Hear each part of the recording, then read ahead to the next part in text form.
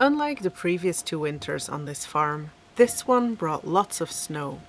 Not the kind that lingers. Winters aren't quite cold enough here, but enough to make the fields white and keep us out of the garden for a while. For the first time, we put up midwinter decorations.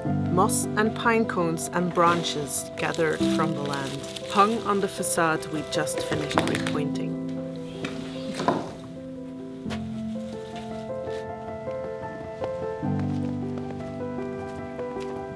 Just like the previous winters and all the winters before our arrival, winter here has its own logic.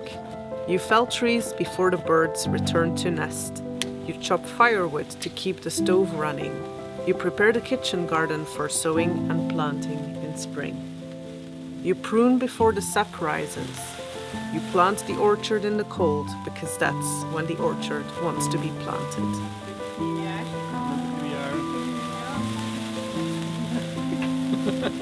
And when the snow comes in sideways, you go inside and you find other work waiting there too. The farm has been doing this for 200 years, and we are learning, slowly, with the occasional reminder, to follow its lead.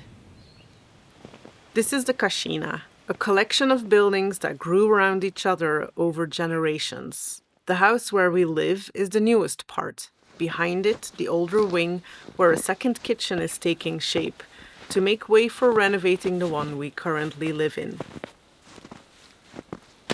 And across the street, in the foreground, the cantina, my mother's future home.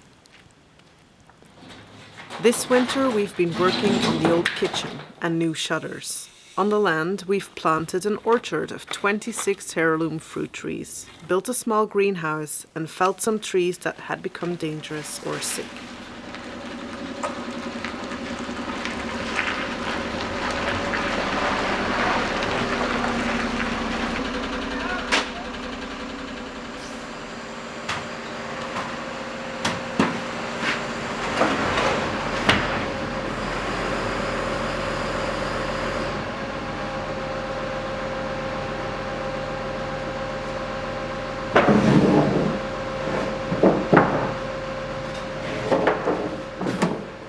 The facade we cleared of old crumbly render and spent the whole autumn repointing now has a new problem.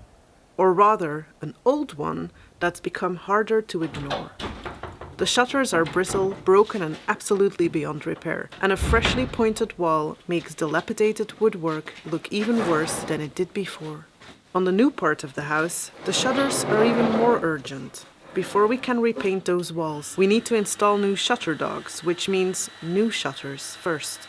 16 pairs in total, 7 balcony doors, 9 windows, starting from raw chestnut boards, the same wood used for the lintels throughout our buildings.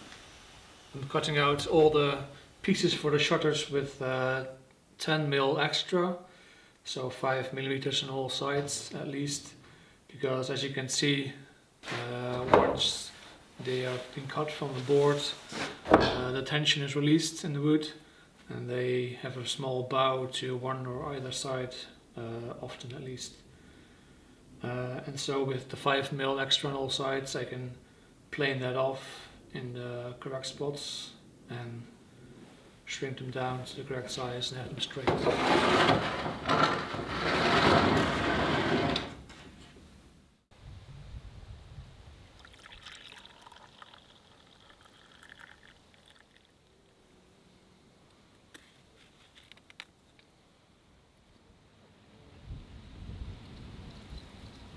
Ja, dat is niet voor jou, Willy.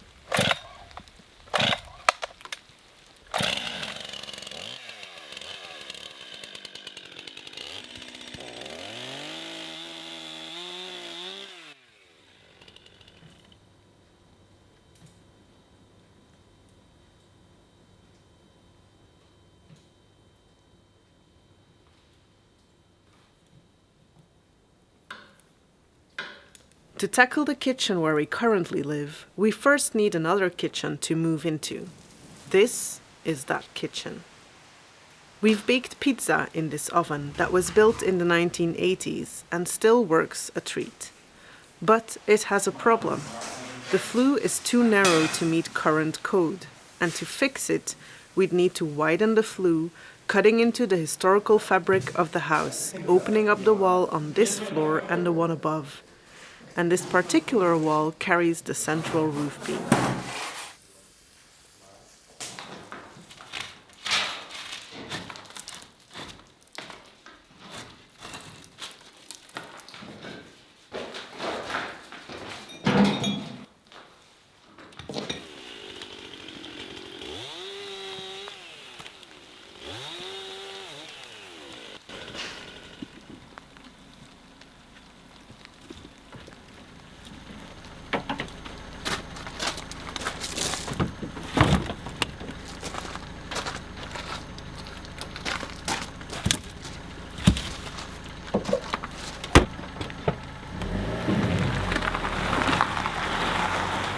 Even though we had gotten pretty attached to the idea of baking pizza and bread and pies here for many, many years to come, it wasn't a difficult decision in the end. The 80s oven goes. The original flue and the 200-year-old wall stay. In its place, we're bringing back the fireplace that was here before the oven was built, fitted with a wood stove that will heat this kitchen, the room next to it, and the 2 rooms above.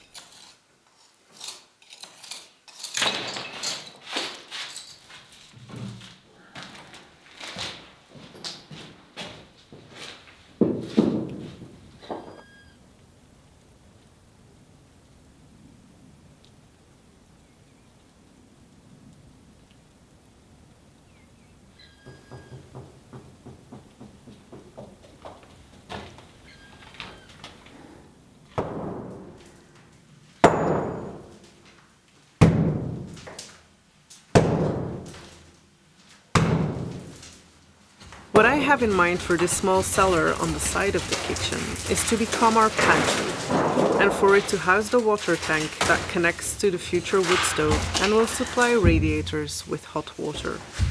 But as we were working on this doorway, we noticed these stones are not resting on a lintel at all. So out it all goes because lintels aren't optional.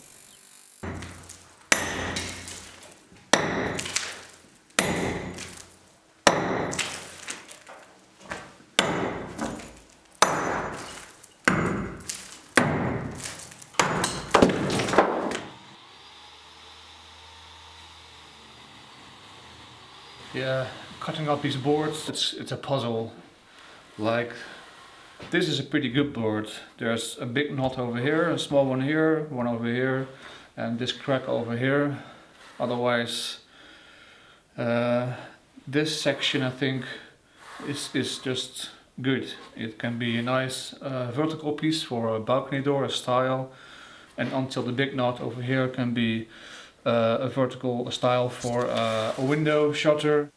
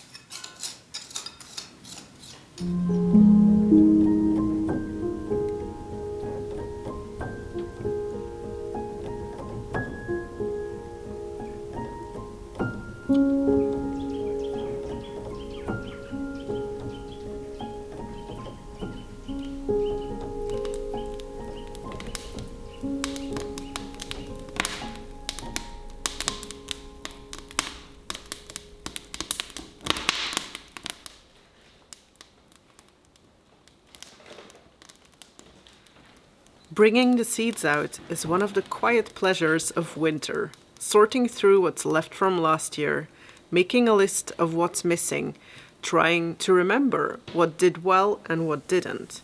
But last year, starting the seedlings was a makeshift affair. Windowsills, improvised shelving, never quite enough light or space, and a continuous struggle to keep seedlings safe from the cats.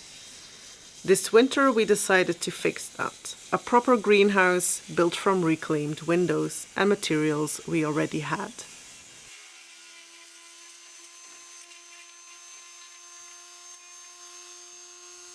I need to figure out the construction of the frame now. Can we have a look at the mood board again? Sure. Yeah, so these are the ones that I saved, and I think for where we want to put it, it's nice when the roof is like that. Mm-hmm.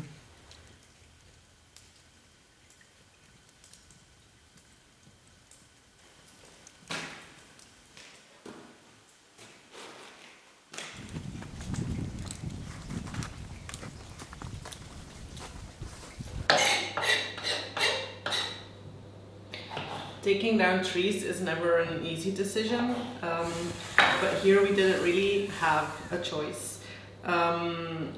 One of them, the ash tree, was already damaging the roof because the branches were touching the tiles, and it was also already sick.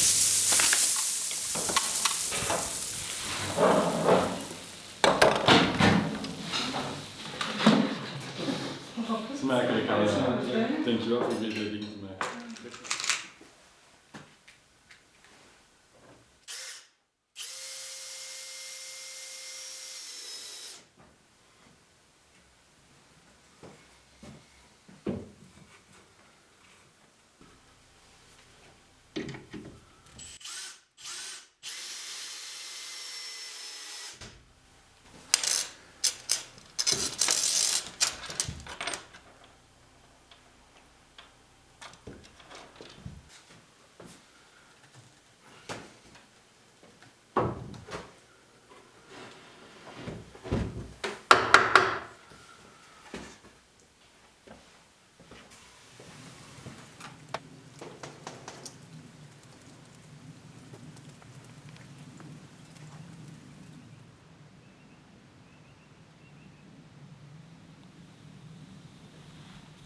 Maybe just start with the one in the corner around the manhole so that we don't end up there, and then we can do the rest, you know.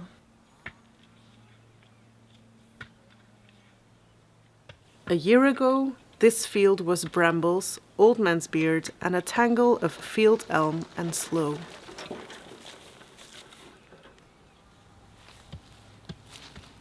26 trees, mostly from Piemonte, some from elsewhere in Italy, and a handful from further afield, including Mirabelle plums, because some decisions are purely about childhood memories of carefree summers. Chosen for local heritage, for seasonal spread, for how the fruit will be used, fresh, stored, cooked. Deze is klaar, denk ik. Compost you need?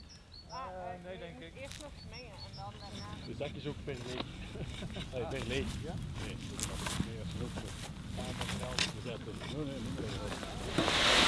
It took 2 days to get them all in the ground, each one mulched, protected, and labelled. We started under grey skies, but by the time the last tree was in, the sun was out, and it was the first day of the year that felt like spring might actually be on its way.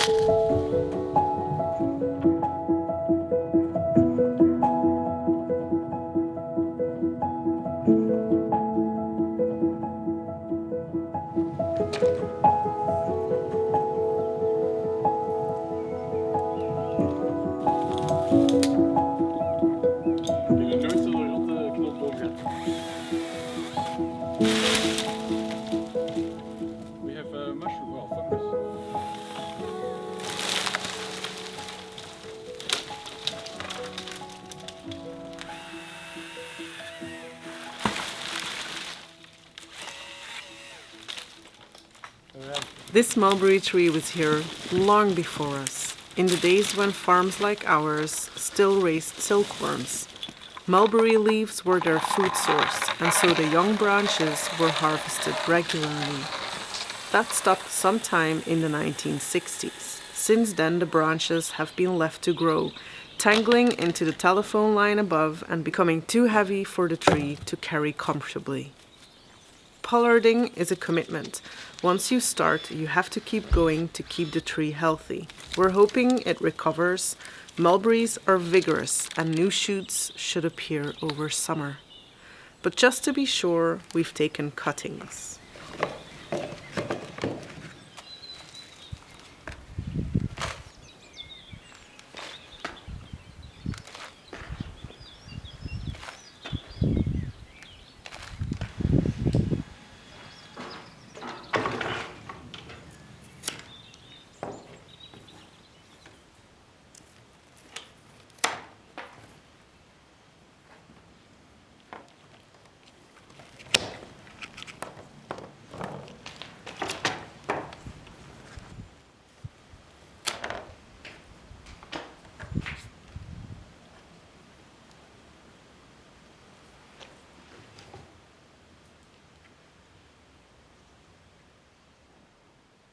I hope that some of these cuttings will take root and that we can plant more mulberry trees around the farm. The old tree looked over this farm for decades, and we'd like to return the favor.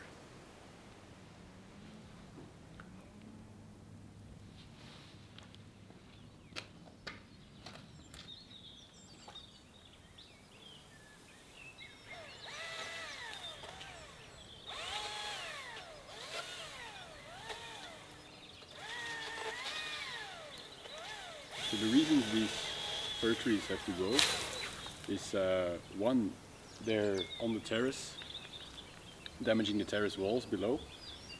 Two, there is a electrical wire running through them. And three, they're just next to the street. Some of them are leaning towards the street.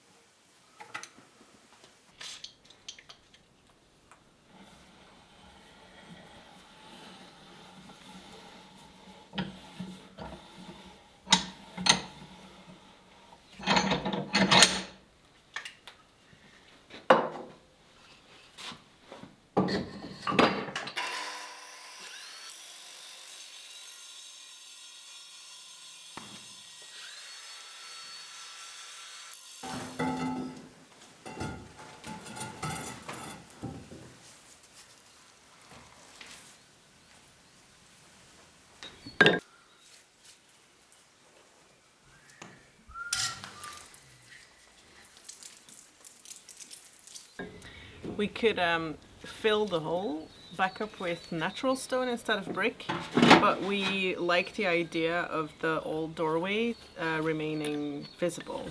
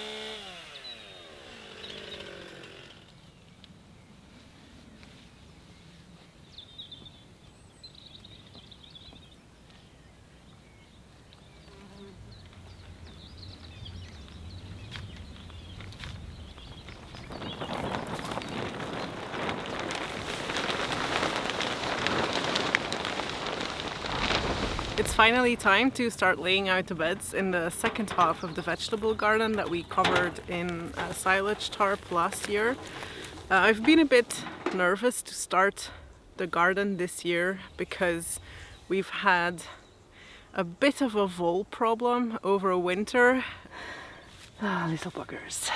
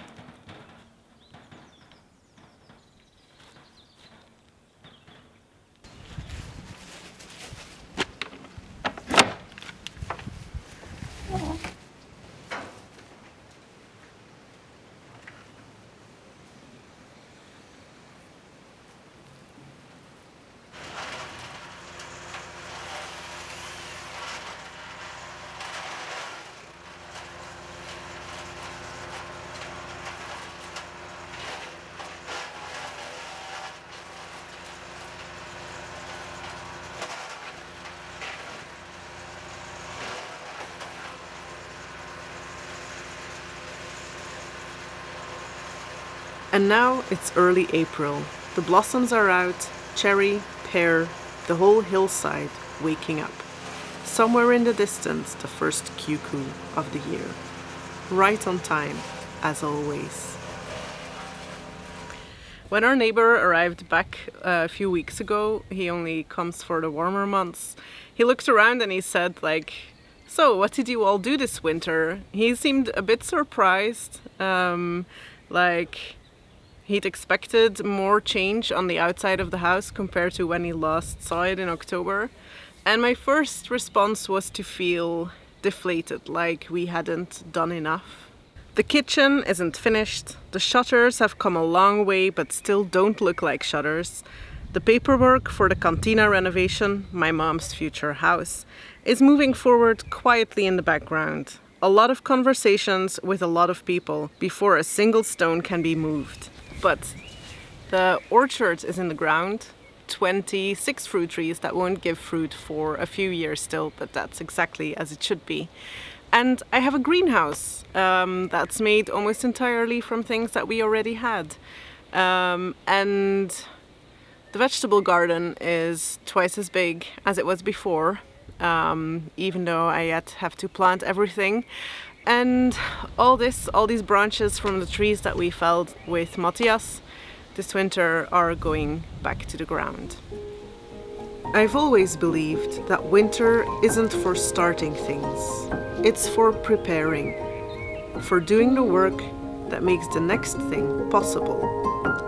I know this, and still, for a moment, the old measure got in. Spring is here, and there's plenty to do.